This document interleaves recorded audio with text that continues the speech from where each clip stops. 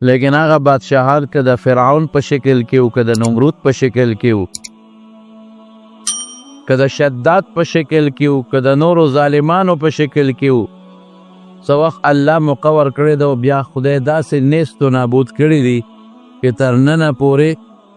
د دنیا د خلکو دپاره د عبرت نمونې دي. او ځکه خو الله فرمایي فانظر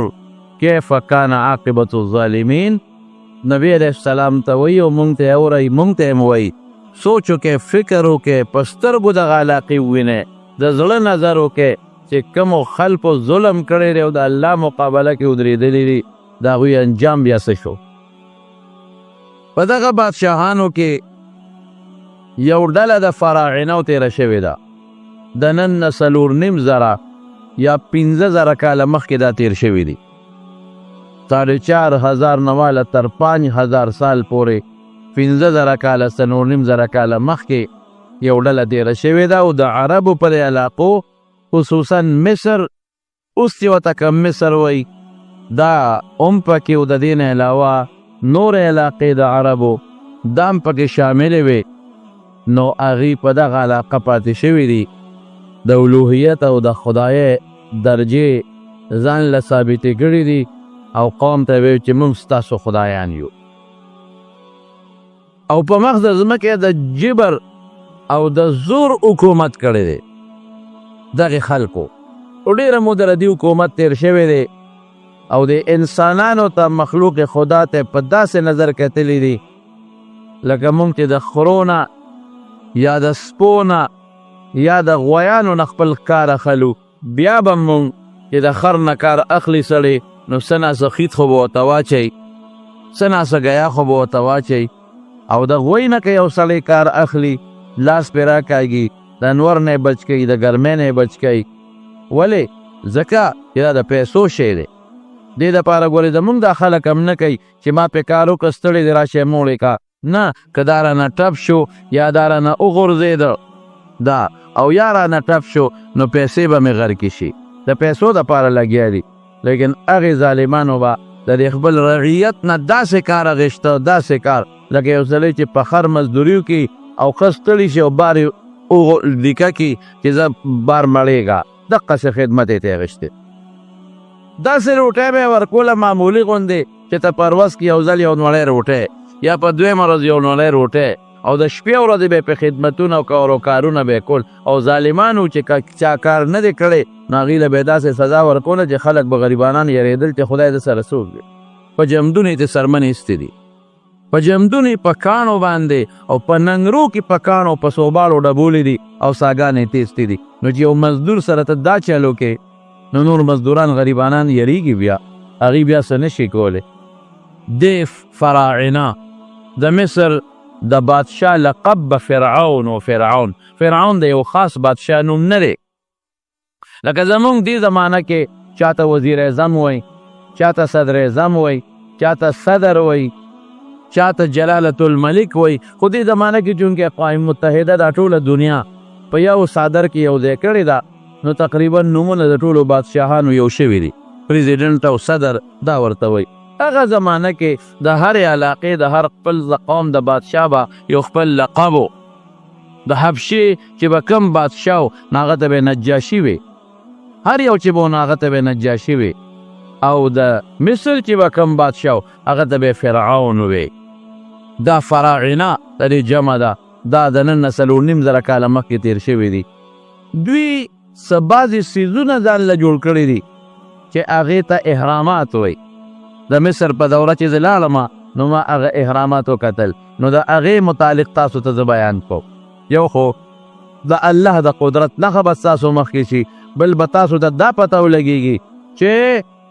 الله فرمایي قرآن شریف کې اینما تکونوا یدرککم الموت ولو کنتم فی بروج مشیده. ځان له ګډ ګډ بلډینګونه جوړ کړئ او ځان له لوی لوی محلات جوړ کړئ، خو د خدای د پکړ دکړ نه او د مرګ نه نشي بچ کېدی.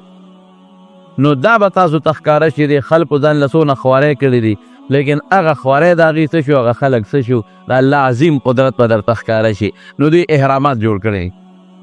احرام څه شی دی؟ دا شاهي مقبرې ته وایي. د بادشاه مقبرې ته به دوی احرام وایي. دا نوم هغه وخت نه را روان دی. دا خو په لیکلو کې اوس چې کوم دوی هغه آثار قدیمه پیدا کړل نو په تیږو باندې په تیږو کې دا لیکل پیدا شو چې دې خلکو د خپلو شاهي مقبرو ته د احراماتو نوم ایښودی دی. احرام ورته ویل کېږي. شاهي مقبره څنګه ده؟ لکه زمونږ د مقبرې په شان دی نه ده چې زمونږ مقبره کې دلته قبر ښخ کا دلته ښخ کا دلته قبر وکنه وه. دا نشته. یو غټ بلډینګ دی جوړ کړی او په هغه بلډینګ کې دننه به دوی ځان له قبرونه جوړ کړي او هغې کې به دا پراته وو غټ غټ بلډینګ. څومره احرامات شاهي مقبرې او دې کې به د دې بادشاهان ښخېدل. د بادشاهانو بچي شهزادګان به پکې ښخېدل. د هغوی خاص وزیران چې کوم خاص وو هغه پکې ښخېدل او ورسره به جمدي خپل غلامان او وینځې پکې وردننه کولې او دا به ورسره بندولې. ولې؟ هغه وجه درته وایم. نو تاریخ لیکي د آثار قدیمه والا چې دا څومره احرامات دي دا ټول په دنیا کې او په ورلډ کې خو دغه سیمه ته ډکه ده. تقریبا 52,000 احرامات دي. 52,000 مقبرې دي. ده 52,000 دوی کې بعضې معمولي ښکاره شوي دي شګو کې غیبي دي بعضې پوره ښکاره شوي دي او بعضې آثار قدیمه والا وایي چې دا اوس هم شته خو د هغې موږ لا اوسه پورې تحقیق نه دی کړی. په دې کې مشهورې مقبرې چې دوی پیدا کړي دي هغه 138 دي. 138 138 مقبرې. موږ ځای په ځای چې کله په مصر ته د قاهرې نه ووتلو فیوم ته تلو نو په لاره موږ بعضې وړې وړې مقبرې د احرامات ولیدل خو غټ درې احرامات دي 3 مقبرې غټې دي. هغه 3 مقبرو له خلک ورځي د هغې په قاعده چې ورځي ټیکټ بالی د انټري بیا جدا ټیکټ ته چې وردننه کېږي او که ته بیا وایې چې د مقبرې ته دننه داخلېږم د احرام ته د هغې ځان له خپل ټیکټ دی هغې له بیل ټیکټ دی. موږ لاړو موږ وی چې په 3 واړو مقبرو ورتل خو ګران هم دي ټیکټ هم ګرانو خو موږ وی چې یاره د یو احرام ټیکټ به والو دی کې به دننه ورشو وبګورو چې دننه پکې څه دي او دغه احراماتو کې هلته چې سړی لاړ شي ټیکټ والي نو بیا هغې ظالمان هم دې ته ناست دي ټوله پیسو هم په دې سیس پیدا کوي. هلته بیا ټانګې دي نو هغه ټانګې هم داسې جوړې کړې دي چې هغې کې مخکې یو سیټ دی شاته پکې سیټ نشته. مطلب دا دی چې ګڼ کسان دي چې ډېرې ټانګې پکار شي. 2 کسان په یو ټانګه کې وړي زیات پکې نه وړي. هغې سره باقاعده خپلې پیسې دونه پیسې به در کوم او ما به په دې ټولو احراماتو کې چکر ولګې. موټرې نه پرېږدي دغه ټانګو کې به ګرځي بګیا ورته وایي هغې کې به ګرځي 2 کسه پکې کښېني او یو کوچواني هغه هم ظالمان داسې د سره به وي چې په دې ټولو کې به دې ګرځو مخه په دې ټولو احراماتو نه به دې ګیر چاپېره تو کړم د دې مقبرو چکر به در کړم ماله به دومره پیسې راکړې څونه او دونه ټیم کې به دې دا در باندې دا چکر لګوم. نو هغه ظالمان کله اس پرورو او کله تیز او کله یو ځای ودروه کله بل نو بیا راته وایي چې ستا خو 10 منټه زیات شو تا خو 15 منټه زیات شو ستا خو نیمه ګنټه زیاته شوه دونه پیسې راکړه. او چغې وایي مصریان بیا دونه چغې وایي چې په فرصه به یې ګنې جګړې کوي. سړي له حیا راځي چې خدای ظالمه تا خو ما سره دا فیصله کړې وه چې دا ټول به در باندې ګورم او بیا به پیسې غونډې راکړې. نه نوي فیصله کړې وه خو ټیم زیات واوړېده. د ژبې پابند خلک نه دی د ژبې پابند خبره به ورسره وکړې او د هغه خپلې خبرې نه به وروستو کېږي پیسې ډېره زیاته خوښوه. سوالګري ډېر زیات دي انتهایي. نو موږ هغه ټانګې کې کېناستو چکر یې پکې ولګولې بیا هغه یو احرام ته موږ چې د کوم ټیکټ اخیستی و هغه بند و کار پکې کېده نو درمیانه چې کوم احرام دی هغې ته وردننه شو. دا 3 احرامونه دي. د یو نوم دی خوفو د یو نوم دی دا پکې مشر دی غټ. یو دی خافرا او یو دی منکاور. خوفو او خافرا او منکاور دا د دې فرعونیانو نومونه وو. دا یو مقبره او احرام د یو بادشاه په نوم جوړه شوې ده. دې کې دننه څه دي او دا احرام چې کوم غټه مقبره د احرام ستاسو ذهن کې به اوس هم تېرېږي چې دا به لکه زموږ د پړانګو د مقبرې په شان مقبره یا د تورنګلو د مقبرې په شان مقبره وي ستاسو ذهن کې به تېرېږي. نه دا یو بلډینګ دی د ځمکې نه تیږې لګېدلې دي ګټې او بره سر ته رسېدلې دي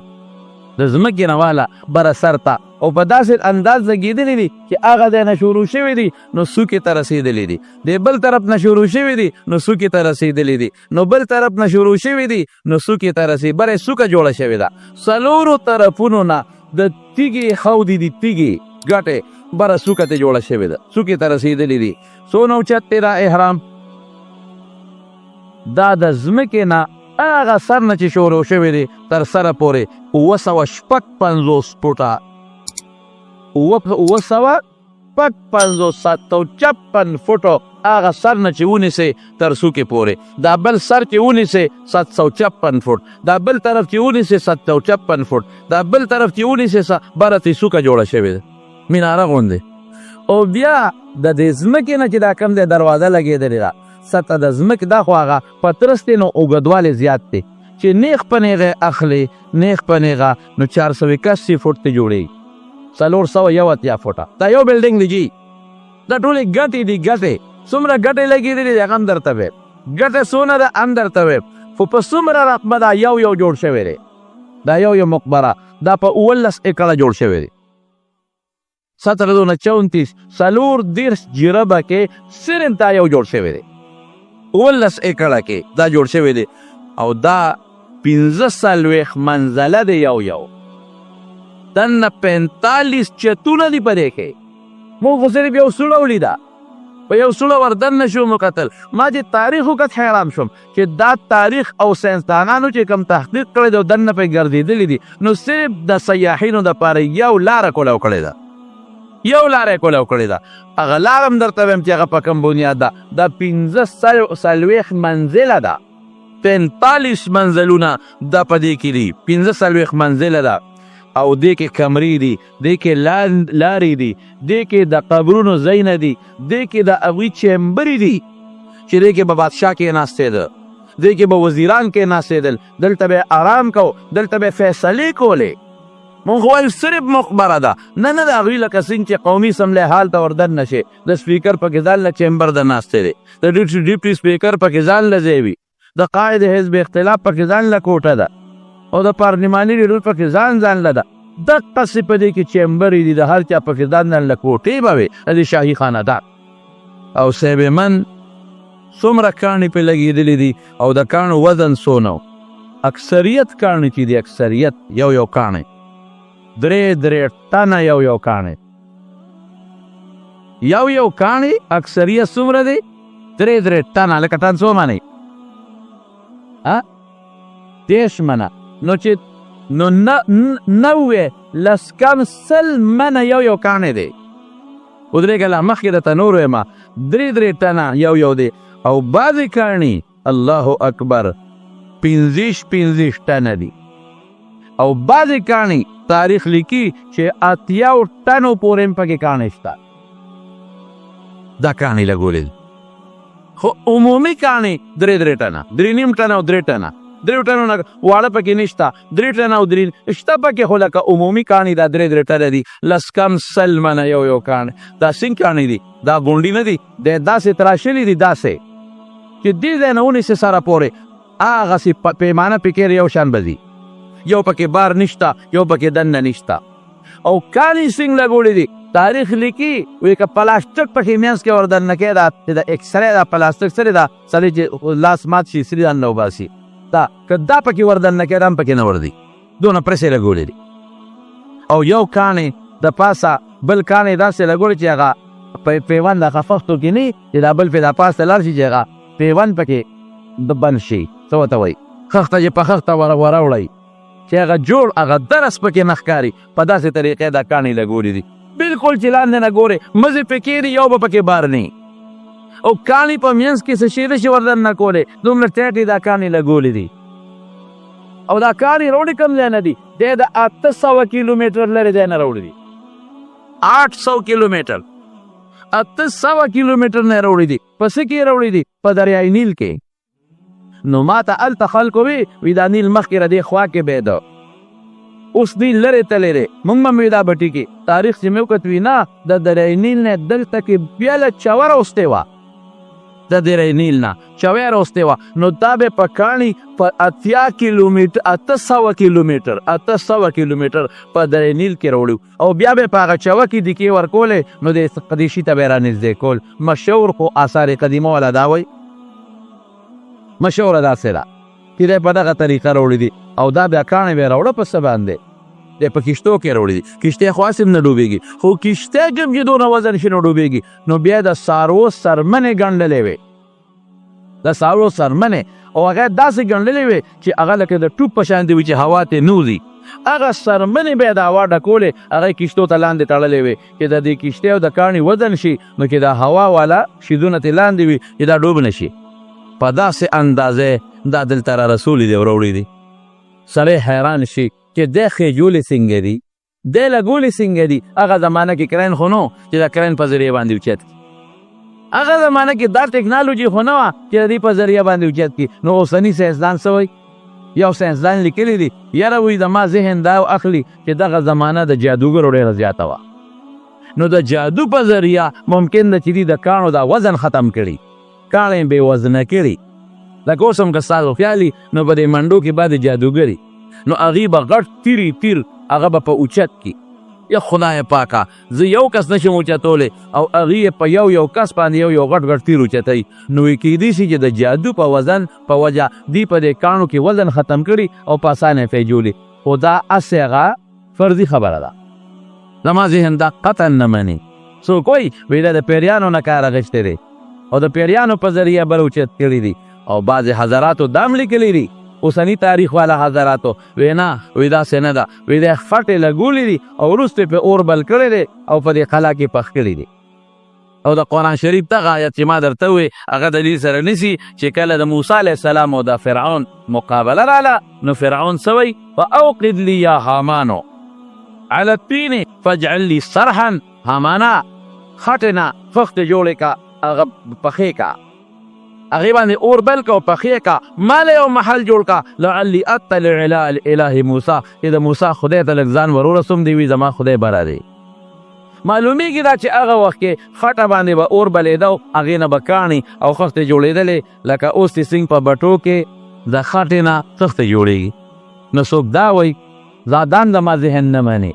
زه وایم چې دغه زمانه کې هر څه چې یو ټکنالوژي وه د دنیا اومه عجوبه ده ټول انګریزان دا دې تماشې لیدي چې خدای دا شی څه شی دی دومره اوچت بلډینګ څوکه عبارت لري د څوکه 15 چته دې کې دغه دي چې منزلونه دي پکې لارې دي پکې کوڅې دي پکې او دا 3 ټنه کاڼې او بعضې پکې تاسو ته ما د هغې اندازه وښوله غټ کاڼي د سینګ سر ته رسولي بیا ورسره څه چل کړی دی بیا دا چل کړی دی چې د دې کاڼو د پاسه سپینه تیږه راوړې ده هغې پې منقشه لګولې ده لکه یو سړی چې ابادي وکړي او په هغې باندې سپین تیل لګوي او یا سپین سنگ مرمر پې لګوي سپینه تیږه نو د عیسی علیه السلام د پیدایش ته 1.5 کاله مخکې یو زلزله راله نو هغې زلزلې سره د هغه سپینه تیږه ټوله راوغورځېد د عیسی علیه السلام نه 1.5 کاله مخکې هغې زلزلې سره ترې دا ټوله سپینه تیږه راوغورځېده نو بیا محکوده پراته وه عیسی علیه 1500 کاله مخکې نو بیا سلطان ناصرالدین یو بادشاه هغه هغه سپینې تیږې ټولې را یو ځای کړې نو هغه ته ځان له قلا جوړه کړې او رکوټي جومات یې جوړ کړه اوس هغه سپینې تیږې نشته دی دا یو غټ احرام دی دا په څو کاله کې دا یو جوړ شوی دی 20 کاله کې هغې کې باقاعده لیکلی دي دا په ګره ووتل تاریخ چې دا په 20 کاله کې دا یو مقبره دا مکمل شوې ده 20 کاله کې او حضرت 20 کالو کې دا مکمل شوه او په دې کې څونه مزدورانو کار کړی دی چې دا جوړولی دي مزدورانو په دې کې 2 لکه مزدورانو کار کړی 2 لکه او شپه ورځې پکې کار کړی ما خو تاسو ته وایي چې مزدور نه به داسې کار اخیسته لکه دې زمانه کې چې سړی د خر نه کار اخلي معمولي نولی ډوډۍ به یې وله ورکړه او که مزدور وایي ناجوړه شم زه روکېږه وایي مړ شوم روکېږه هلته دریاب ته یې ورغورځوه پروا به یې پرې مه ساتله بس معمولي روټۍ به یې پرې خوړه دا به نو چې ورکه مزدورانو له ډوډۍ ورکوه پیسې تنخوا وله ورکوه لږه ډوډۍ به یې پرې خوړه ماشومانو به هم پکې کار کوو ښځو به هم پکې کار کوو جنکو به هم پکې کار کوو بوډاګانو به هم کار کوو خپل ځان سره نو 2 لکه د دې مزدورانو په دې کې 20 کاله خدمت کړی دی نو دا احرام ترې نه جوړ شوی دی. اوس زما وروڼو یوه خبره درته بله وکړم. دې زمانې والا ساینسدانان څه وایي؟ وایي که اوس داسې احرام څوک جوړوي ممکنه نه ده چې څوک یې جوړ کړي. دومره تیږې دونه اوږد کرین نشته چې دا تیږې پې بره وخیجی دونه غټې غټې. خو که اوس دې زمانه کې یو احرام څوک جوړوي نو موجوده دور کې به په دې باندې 15 اربه ډالر خرچه راشي. 15 اربه ډالره خرچه به پرې راشي. 15 اربه ډالره دا په یو باندې خرچه راځي. اوس د دې احراماتو مقصد د دوی څو ظاهر کې خدا مقبره وه بلکل په دې کې دا بادشاهان ښخ شوي لیکن دا د دې پناهګاه هم وه. زلزله راشي دشمن راشي نو دې کې موږ محفوظ پراته یو. پناهګاه هم وه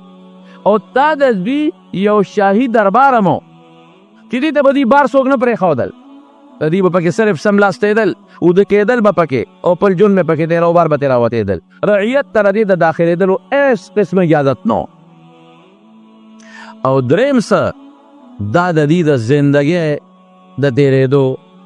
یو اهم شی و. هغه په داسې انداز جوړ کړی دی چې که اوس دې پکې سیب کېښود سیب یو سیب دې پکې کېښود نو ساینسدانان وایي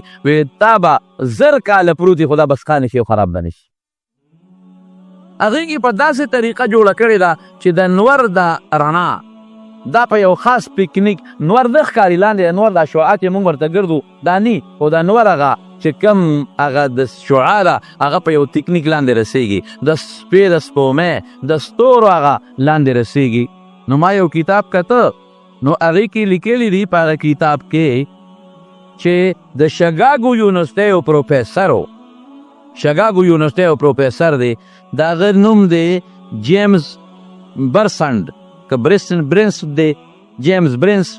د 15 ورځې هغې کې خوب وکړه وردن نه شو او پکې اوده شو وی تر څو چې د نیم راویښ شوی ما به نه پاسوی. 15 ورځې مسلسل دی پکې اودو او چې راپاسېده نو په وجود باندې هېڅ قسمه د خوب یا د بېهوشۍ یا د بیمارۍ یا د ستړې ورځه چې راپاسې خامخا وجود کې فرق وي یا د لوږې یا د تندې یا د متیازو یا د غلو هېڅ قسمه دسه ضرورت محسوس نه کړ. 15 ورځې دا پروفیسر اوده دی 15 ورځې او چې راپاسېده 15 ورځې سړی اودس پاتې نه ول راکوټ یې نه ورځي لوی نه ورځي ورته خولت یې نه بیږي ستړي کېږي نه په ډډه نه وړي. 15 ورځې پس هم خلکو ولقاو چې بس یې که د خدای بنده راویښ شه. وی ولې تاسو زه ویښ کړم ما کتل چې زه به څومره پورې ودیم چې راویښ شو ته به یې ګنې 15 منټه مخکې وده شوی نه اودس ماتي د غټ نه د راکوټي نه ستړی نه لوږه نه تنده. 15 ورځې کې سړی څو نوږې کېږي. دا د شګاګو یونیورسټۍ په 1935 کې 1935 کې او دا ولې موجوده ساینسدانان وایي وی دې کې یو قسم انرژي ده یو کاسمیک ورته وایي. یو کاسمیک یو انرژي یو طاقت په دې کې دننه پروت دی او دا یو کاسمیک انرژي ساینسدان وایي چې دا څومره سړي وجود کې دردونه راځي وی دا یو کاسمیک انرژي پکې ختمه شي. سترګو نظر کمزوري کېږي یو کاسمیک انرژي پکې وی ختمه شي. دماغ کمزوري شي دغه انرژي ختمه شي. سړی بوډا کېږي وجود کې دغه طاقت ختمېږي. سړی ته څه مشکلات راځي پریشانی راځي دغه طاقت ختمېږي. سړی ته وسوسه راځي دغه طاقت ختمېږي. سړی غوږونه کړېږي دغه طاقت ختمېږي. د سړی غاښونه خرابېږي دغه طاقت ختمېږي. د سړی خېټه خرابېږي دغه طاقت سړی بوډا کېږي دغه طاقت ختمېږي. او دوی په دې احرام کې داسې یو ټکنیک کړی دی چې دغه انرژي چې دا چې دوی ورته یو کاسمیک وایي زه خو پرې نه پوهېږم خو دا کتاب نه مې لیکلی ده درته یو کاسمیک انرژي وایي دا په هغې کې په وافر مقدار موجوده ده. سړی چې ساه اخلي دغه انرژي وجود ته دننه کېږي نو دی به بوډا کېږي نه هر څو ورځې چې پکې پروت دی. د وجود بدل نه کوي هر څونه چې پکې پروت دی. د سترګې نظر به نه کمزوري کېږي د غوږ طاقت به نه کمزوري کېږي. بهر کې زما وروڼو دا دوی جوړ کړل ځان له یو لوی شی او عجیبه دا وه چې کوم ساینسدان د دې هغه ارکیټیک دی نقشه پیش کړه او په داسې طریقه به دا جوړو نو چې دی جوړ کړه نو ظالم بچي هغه مړ کړه ساینسدان هغه یې مړ کړه. هلکه دومره قابل سړی وجنې وایي دا به سبا بل له جوړ کړي راشي سړی ختمه وه لیکن ساینسدان خو بچي وي ساینتانان وي هغوی چل بیا زده که نو دا نور احرامات پکې جوړ شوي اوس زما وروڼو موږ وردن نه شو یو احرام ته صرف یو لاره باندې ما سره حدیث احمد هم زما ماما زوی دا پشه هغه هم را سره الله دې خوشحاله کړي یو بل ملګری دی چې هغه موږ سره راخبر و غالبا چې هغه هم را سره وردن نه شو نو موږ چې هغه احرام ته وردن نه شو نو لاندې تلو زمکې سطح باندې دروازه وه وړه شانتې لاندې تلو خو هغه لار دومره وړه وه چې موږ پکې په ټیټه تلو ودرېدی پکې نه شو نو یو ځای ته موږ چې لاندې ویښته یو ځای ته ورسېدو نو هلته بیا نیغ شو بیا ځای اوچت و خو دې لاره کې ټیټه وه بر اوچت شو نو ښي طرف ته هم پکې یو حال موږ ولیده ګس طرف ته هم یو حال و خو هغه ښي او ګس طرف ته حال ته څوک نه پرېښودل نو مخکې ویځې یاره زما پړه تیاره غوندې شوه هسې داسې نه چې څه اثر و نو ما دوی ته تاسو غوښتې زه خو نه ځمه مخکې نه ځمه دا خو لف بلا ده چې هغه سر ته ځمه دا څه په مصیبت د دنیا نه کټ شو لکه مې سې وسوسه راله چې تی روان شو زه ورپسې روان شو نو بره بیا ختېدو هغه سر ته وختو چې وختو لږ ځای کې بیا په ټیټه لاړو یو غټ حال و صرف مونږ پکې دا یو لاره ولیدله یو حال ته ورلو هغه حال سو هغه د دوی د قبر ځای و لوی حال و تقریبا یاره دونه خو به تقریبا خدای به دې نه خطا کوي خو څه 25 فوټ په پلنو او 10 فوټه تقریبا یا 20 فوټه 25 بای 30 داسې تقریبا یا 25 بای داسې به 15 فوټه په پلنو او 10 فوټه داسې او برخه مدیدار د ګټو چت دی ورباندې نو هغې ته موږ ورلو نو هغې کې د یو بادشاه د قبر ځای و اوس یې ته ویستي دي اوس عجیبګر کې دا بادشاهان پراته دي خو بادشاه چې به پکې ښه څه جل بیا ورسره کو مړه تاسو باندې به زما دا خبرې ټول داسې ښکاري لکه چې دوی په خوب کې لګیا دی عقل نه بار خبرې دي که نه هغه ځای بادشاه چې به ښه و حیران شي سړی نو بادشاه داسې نه ښه چې ځمکه کې کنده ولو که نه او تابوت به ولې جوړوي کې به ښه تابوت د څه دی د کاڼي دی تابوت د کاڼي دی د کاڼي صندوق د کاڼي صندوق څومره دی او ته پته چې د هغې قدونه زمونږ نه څه لږ دوه لږ زیات او کلنه مو او بیا چې صندوق جوړوي خو کولاو جوړوي که نه نو د کاڼي وله تراشلی دی هغې نه صندوق جوړ کړی دی کاڼي تراشلی دننه نو صندوق جوړ ښه کولاو که صندوق او د کاڼي د پاسه بیا سر یې ښودی دی هغه سر یې څنګه دی هغه سر باندې بیا بوت جوړ کړی دی د دوی د خپل خدای بوت پې جوړ دی چې هغه سر رانیغ کې که نه نو تا ته به بوت داسې ښکاري چې رانیغې کې خو هغه پې د پاسه پروت دی د پاسه بې بوت دی باقاعده مخ قیطه لاسونه خپې سینه دا ټول ښکاري نیم وجود د انسان چې د خپو نه واله په دې میان سړی اوتراشي دقسې نیم بوت دا مکمل د هغې د پاسه پروت دی زما ګمان دا دی ما دې ملګرو ته ووې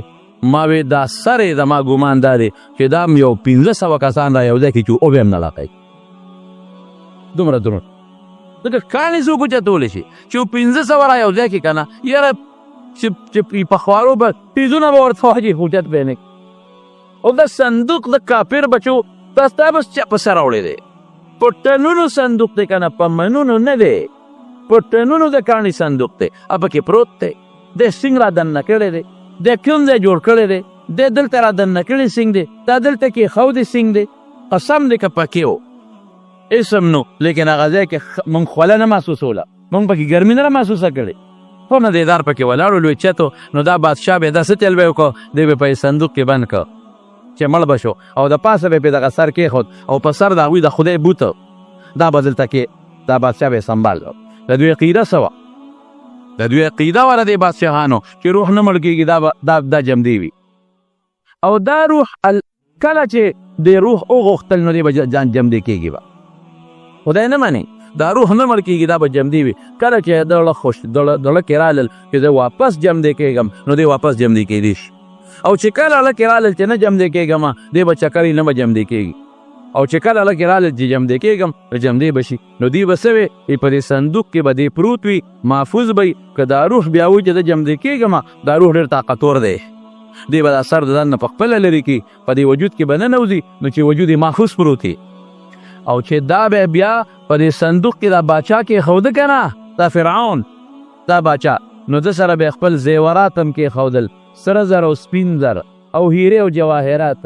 ولې وی بیا چې دی جمدي کېږي نو چې دا خپل کالي ورته یي وروسته هم د جشني نقشو نګار او د وینځې به یې مو سره په دا کوټه کې باندې کړې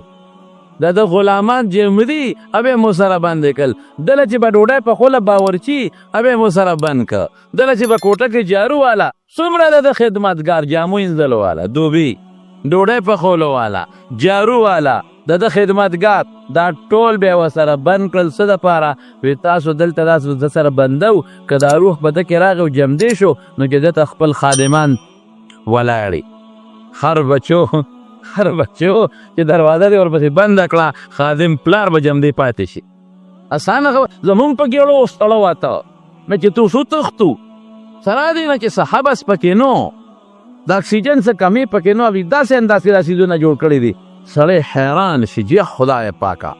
زما سوچ دا دی یو ټکنالوژي دور مخکې تیر شوی دی داسې ټکنالوژي به نه وه دا زمونږ د الکترانیک کې ټکنالوژي کې ده بلکې ما یو تاریخ کته بېګا هغې لا بل څه لیکلی دي هغه مې ذهن بلکل وانې غېشتل هغه وی چې په دې اهراماتو کې د بجلۍ د جوړېدو انتظام هم او د هغې نه هغوی بخار ته بجلي منتقل کوله روشنایي باقاعده او دې کې به چې ماسخوتن به شو د اهراماتو د سر نه به بلفونه بلیدل ټول مصر به چمکاوېده خو یاره زما ذهن دا شی وانه غېشت خو به هر کیف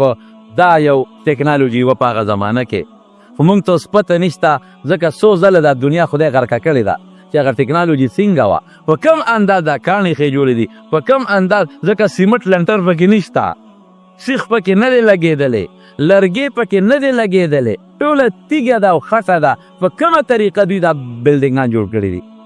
نو دا به ورسره ټول دا سره او سپین او نوکران او غلامان او وینځې دا به ورسره بند کړل ولې بادشاه صاحب به بیا جمدي کېږي نو چې بادشاه صاحب جمدي شي نو چې دا خپل کالي او زیورات هم ورته وي او دی همقسې نقش و نګار کړي او تاسو خپل خدمت هم وکړئ زما وروڼو دا احرامات دي دا د دنیا اومه اعجوبه ده د دنیا اومه اعجوبه ده د احرامات دنیا ورځي او ګوري ورته او تاریخ هم لیکلی دی دا به په دې کې دا بادشاهان خاخول دا چې کوم د موسی علیه السلام د زمانې کم فرعونو ولید ابن مصعب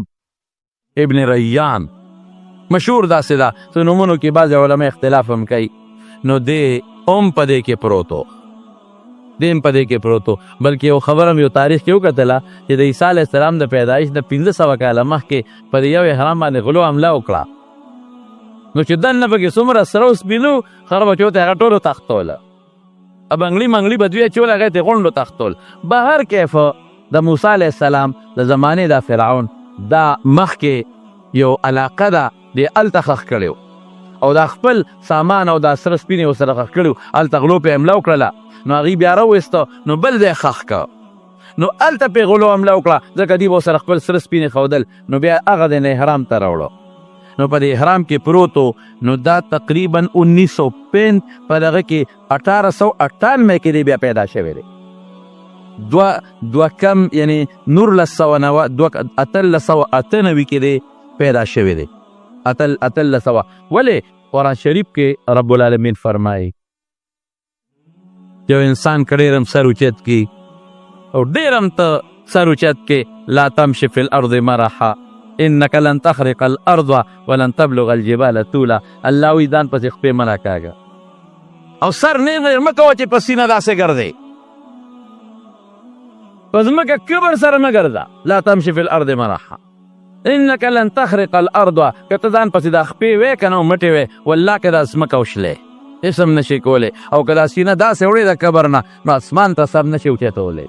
انسان بسي او د انسان کبر بسي یو غاښ باندې چې دی دړ شي ټوله شپه تانه بچي ښځه خوب نشي کولی یو خېټه چې دی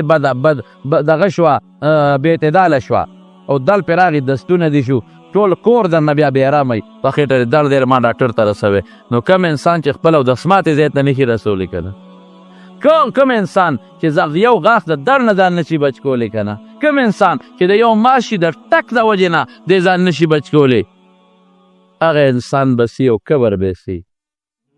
تکبر لویی هغې ذات سره ښایېږي چې هغه له بیماري نه راځي مرګ وله نه راځي فنا والا نه راځي،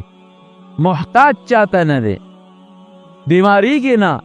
مرض نشته، ډاکټر حکیم ته محتاج نه دی، بچو ته ښځې ته نشته او نه ورته محتاج دی. هغه ذات کوي ظلم نه ویلی شي فرعون ته ګوره، لویوالي ته یې ګوره.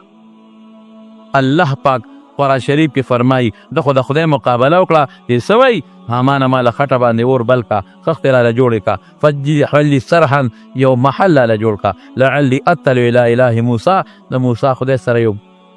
یو خبره کومه، هغه سره مخامخ کېږم، واني لاظنه من الکاذبین. دا موسی خو دروغجن دی، زه پې ګمان کوم چې دا دروغجن دی. الله قرآن شریف کې فرمایي فاستکبر هو جنوده فی الارض، تکبر یې وکړه، ده د ده لښکر تکبر وکړه، مناسب نه وه بغیر الحق، دا کبر ورسره مناسب نه و. ده وی زه ستاسو لوی خدای یم، ظالم بچي وی وظنوا ان، او دی وی چې مونږ به خدای ته واپس نشو، خدای ته به مونږ پیشي ونشي، خدای کم دی. نو الله څه وایي فاخذناه وجنوده، راومنیول سره د لښکره، فنبذناه فی الیم، د دریاب په چپه کې مو وروغورځول، فانظر کیف کان عاقبة الظالمین، وګوره ظالمانو نتیجه وګوره کړه. نو چې کوم وخت کې دی غر کېده که نه، کم وخت کې نو الله پاک ورته اعلان وکړه الیوم ننجیک ببدنک، بدن دې بچ کومه لتکون لمن خلفک آیه، چې د وروستو خلکو دپاره د عبرت یو نشان وګرځې. نو چې دی پیدا شو نو دولې ډاکټران راوستل چې دا څوک دی،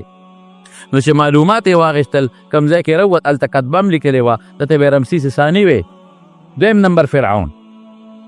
ظالم جابر. نو پته ولګېدله بیا د په وجود د پاسه نمکي ته و، نمکي ده، نمکیاتو، لکه د سمندر بحر قلزمو به مالګیجنې دي، نو هغه د مالګې تهې ته یې لرې که او د نور هم هغوی محفوظ که. هسې خو الله د حفاظت ذمه داري اخیستې ده، هغوی نور هم محفوظ که. هغه مومي کې وي چې دوی وله څه دا جوله غوندې پې اچوي چې هغې سره نور هم محفوظ شي. د مصر په عجبګر کې پروت دی، اوس نور هم ډېر ریستی دي، یو نه دی څومره ولکه مانانې زخمه ده خو یېل دي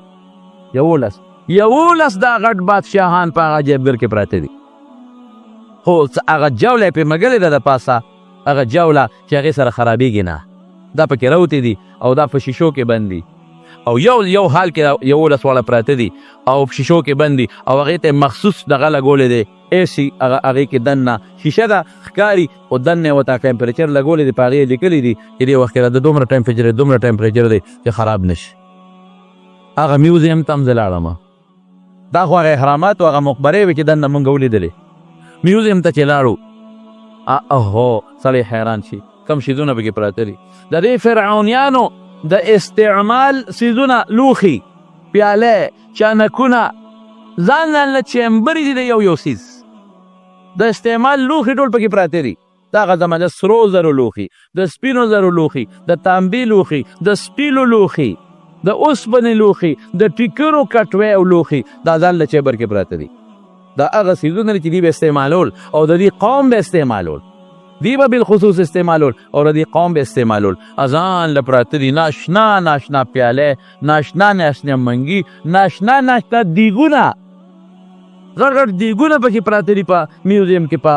څه ورته وایي لکه دا عجایبګر کې. بل چیمبر کې لاړو وکتو، ناپل چیمبر کې د دوی د کالي پراتو، سره او سپین، هو والی، بنګړي، تاجونه، غټ هارونه، خدای چې دا به تیتا چول که څه ته به یې چول، غټ هارونه. زما د زوی نیس احمد ډوله تصویرونه ایستل چې دا زه وباسم د ایستېدون له تصویر، غیر جاندار شی دی که نه، هغوی پابندي له تصویر به نه وباسم. نه یې موبایل واخېسته، تصویرونه دې واپس ډیلیټ کړل، ختم یې کړل، وایي دلته پابندي ده. مکمل د سرو د سپینو تابې غټ دوکان دی. دوکان څه ته وایي؟ یو غټ سټور دی، په دې دیوالونو د پاسه په المارو کې شو کې بند، او مخامخ شو کیسونه دي په هغې کې بند، ټول خلک ګرځي، په سوونو خلک پکې چکر لګوي، او هغې ته باقاعده لیکلي دي چې دا د دې بنګړي و موسی علیه السلام ته نه وي. وایي ته غریب سړی لولا القي علیه اسورة من ذهب، وایي زما د سرو زرو بنګړي دي، ستا بنګړي شته وایي؟ زموږ پښتانه وایي خوار ملا ته ګوره، ما سره مقابلې ته ګوره. خوار ملا ته ګوره ما سره مقابلې ته ګوره پښتانه وایي نو تا څه دي ما سره دا دي بنګړي دي لاس کې مې اچولي دي راشه که نه ما سره ته مقابله کولی شي بنګړي هم پراته دي ها بنګړي دي پراته دي نن خلک تماشې کوي خر بچیا قبر کې پروت دی څه به د سره خدای کوي لاړی زه خو چې ورتلم ما درته وګوره سیل په نیت به نه ورځو ګناه ده فانظر کیف کان عاقبة الظالمین په دې سوچ به ورځم چې الله وایي وګوره فانظر دواړه معنی کومه ظاهري معنی وګوره او دا معنی هم کولی شم مجازي چې سوچ وکړه فکر وکړه خو ظاهري معنی هم دا ده وګوره چې ظالمانو نتیجه څه شو انجام مې ګورو ظالمانو انجام ګورو چې ظالمان څه شو کوم طرف ته لاړل خو مې پیغور له ورځو پیغور له ورځو او ولې رسول الله مبارک چې کله بدر کې ابوجهل او د هغه ملګري مردار شو او اکثریت یې په کوی کې وغورځول قلیب بدر کې بدر غټ کوی کې نو نبی علیه السلام مبارک په درې مرو صحابو ته ماته څاروي باندې دغه کته واچوي صحابه ورته کته واچوله روان شو صحابه ورپسې روان شو چېرته ابو عمر رضی الله عنه ورسره دی نو کویله ورغلل قلي هغه کویله چې کوم کې ابوجهل او پراتو نو پیغمبر مبارک پیغور وله ورکړ هل وجدتم ما وعدکم ربکم حقا خدای در سره وعده کړې وه ومونته ما سره خو چې الله کوم وعده کړې ما خو ومونته ما ته خو الله فتح در کوم رای کړله تاسو ومونته هغه وعده ارمان که تاسو مسلمانان وی اوس به خوشحاله وی که به نه وی خوشحاله حضرت عمر ورته وایي ما تکلم وی ته هغې وجودونو سره خبرې کوې لار وه چې د هغې روح نشته نبی علیه السلام ورته وایي عمره ته دومره نه اورې لکه هغوی چې څومره اوري ته دومره نه اورې لکه هغوی چې څنګه اوري پیغور ورته نبی علیه السلام ورکاو مرګ نه پس پیغور وله ورکاو ما راځه پیغور ورته ورکو ودرېدم نو ما ورته وی هغه پټ هغه خلک اوري هغې مخکې ښکاره خو نشي ویلی خبیث بچیه مې پاسه اوس کن یا صاحب الدرات د ټیزونو خاونده ټیزماره اوس پاسه کنه تا خو د موسی خدای سره خبرې کوم لعلی اتلو الی اله موسی و انی لاظنه من الکاذبین موسی دروغجن دی عیاذا بالله خدای سره اوس راپاسه کنه ستېمې پوزه چینجو منجوواله د هغې او د دغه نه جوړه کړې ده مومیاتو د وجې نه او باقي وجود نیم لاندې ته کپړه تاو کړې ده هغه څه شیزونه یې پرې لګولي دي چې خراب نور نشي او مخې ښکاري باقاعده او د هغې قانون به چې مړ به شو لاسونه به یې داسې ولې ښودل لاسونه به یې راغونډ کړل وله یو بل د پاسه به یې ښودل د هغوی دا قانون هغسې لاسونه دغسې یې ښودي دي او خاص سپېره شکل د خبیث د بچې مالټیزن بچې پاسه اوس کنه اوس به درته پته لګېدلي چې الله به راسره څه کړي څومره عذاب چې به ته مبتلی خو د قبر عذاب باندې د دنیا خلک نه پوهېږي نو دا 11 کسان هلته په شیشه کې بند دي نشان عبرت دی فانظر کیف کان عاقبة الظالمین د خدای مقابله کې چې څوک ودرېدلی الله ذلیله کړی نمرود ته وګوره یو ماشي باندې خدای تباه کړو یو ماشي باندې د مارونو کبر به نه کوو کبر به نه کوو لوی به نه کوو په کبر او په لویه الله خفه کېږي دا د خدای جامه ده الکبریا او ردای الله وی زما صادر دی زما صادر کې ما سره صبحدار نه د نټۍ ذلیل به کم کبر خوشي شي زه به څه کبر وکړم ته به څه کبر وکړې مرګ نه ځان بچ کولی شي بیماری نه ځان بچ کولی شي دل نه ځان بچ کولی شي بچې بچ کولی شي ښځه بچ کولی شي ته به څه کبر وکړې زه به څه کبر وکړم نبی کریم صلی الله علیه وسلم یو ځل په مدینه منوره کې تېرېده صحابه ورسره یو ډیران چې ته پخواني ډیرانو اډوکې هم پې پراته دي او زړې جامې هم پې پرتې دي او هر څه پراته دي بعضې وخت کې زموږ په دې وطن کې هم پخوا به یو شاملاتي غوندې ډیرانو خلکو پیار څه غورځولو یو خاص به نو صحابو پوزې پټې کړې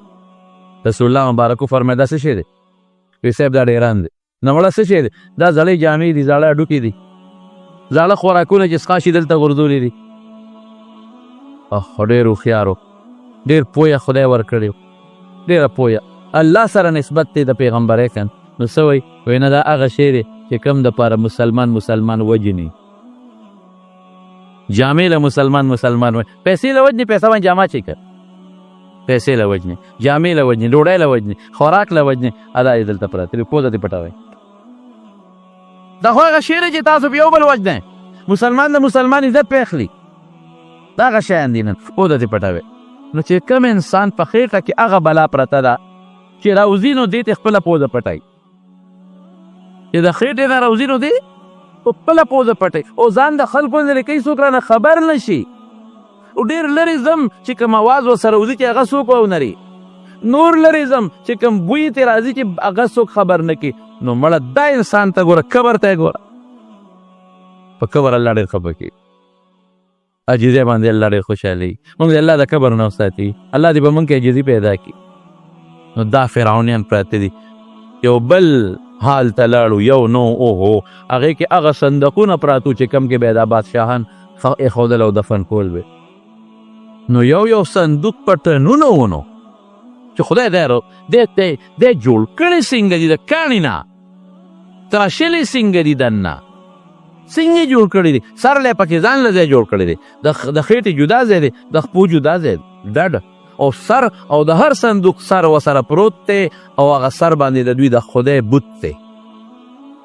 تصویر نه بوت باقاعده، مخ غوږونه هر څه شته دی. او وره بای صندوقونه د لرګي پکې شته، بای صندوقونه د اوسپنې هم شته، بای صندوقونه د پیتلو د تانبې هم پکې شته چې سرو زرو په شانتې ښکاري، او بای صندوقونه د سرو زرو هم شته. خبیث بچو پاکستان له راکړئ چې زمونږ پیسه سمه شي، چې دا ډکرې کو چې زمونږ دا قصه سمه شي، خدای پې سمه کړي. نو هسې په عجبګر کې پراته دي د لرګي د تانبې، یو نه دی که نه، شل نه دي، 30 نه دي، بلا شي دي. دا ټول صندوقونه د دغې شاهي مقبرو احراماتو نه رایستي دي چې د هغې دریافت کله وشي. نو په دې عجیبګر کې پراته دي، ګرځې به نو خلاصېږي نه، نو لاندې چت کې، نو بره چت کې دا صندوقونه پراته دي. دا د اوسپنې او د کاڼو، د سرو او د سپینو، د لرګو، د پیتلو او د تانبې، او په هر یو د پاسه د دغه خبیث فرعون دې ته به خدای وي د هغه بوت پروت دی، د هغه د پلار بوت پې پروت دی، او د هغې غرزانچې پرتې دي پکې، دا ناشنا څیزونه دي. د هغې زمانې تورې پکې په میوزیم کې پرتې دي، میچنې پکې پرتې دي، غشي پکې پراته دي، زغرې پکې پرتې دي، نیزې پکې د هغې پرتې دي، د هغې زمانې زینونه پکې پراته دي، زانګوګانې پکې پرتې دي، تر دې حده پورې چې دوی به په کومه شیشې کوټه کې ناستو، د دې ډولۍ به وې، اوهو چې دوی به پکې خر بچي ګرځوله، د شیشې چې خدای شیشه قاروره، او مخکې د سلیمان هم زمانه کې وکړ. هلک اوس ټکنالوجي ده، اوس خو ته په مشین جوړی، اب په لاسو شیشې جوړولی، اوس خو کارخانه ده او بجلي ده، نو ته پکې شیشې جوړی، اب په لاسو شیشې جوړولی. سلیمان علیه السلام چې کوم وخت کې هغه شیشې، دغه شیشه د دریاب د پاسه نه وه خوره کړې، دې ته ټکنالوجي وایي. هغه زمانه کې یو دور تیر شوی دی، بس خو دنیا تباه شوې ده. نو هغه اسباب او هغه حالات موږ ته په نظر اوس نه راځي چې هغه څه شی دی اوس نه دی. نو سې به د شیشې کوټه، پای کې کرسۍ، دا څه شی دی لکه په هغې لیکلي دا به د دې د بادشاه او د قاضي د فیصلو کوټه وه، او دا به اوچتوله وړه، یو دی نه به بل دی ته به مزدورانو په نوکرانو وړله. مې دغه مزدوران هم خدای پاک بس څه بلا به او ظالمان دا به ګرځول. دا ملکه ده، د بادشاه ښځه ده، اب ځان له یو شی و، خاتون اول، دا پکې خاتون اول ده، او دی بچي دی او دی زامن دی. خلاصه دا وه چې په میوزیم کې وګرځېدو، خو ستړي شو پکې، نور پکې نه شو ګرځېدی. ما ده ته مې ځای چې دو ته بس مونږ خو د یو عبرت دپاره رالو او د یو سوچ په شکل رالو، ځکه الله په قرآن شریف کې فرمایي، او لوی عبرت هم ته الحمدلله واخېسته، او دا عبرت چې مونږ هم واخېسته، دا به انشاءالله خپلو مقتدیانو شاګردانو ته هم ورسوي انشاءالله العزیز، دا به ورسوي انشاءالله العزیز. او دا عبرت دا دی چې که ځان له دې غټې غټې مقبرې جوړې کړې او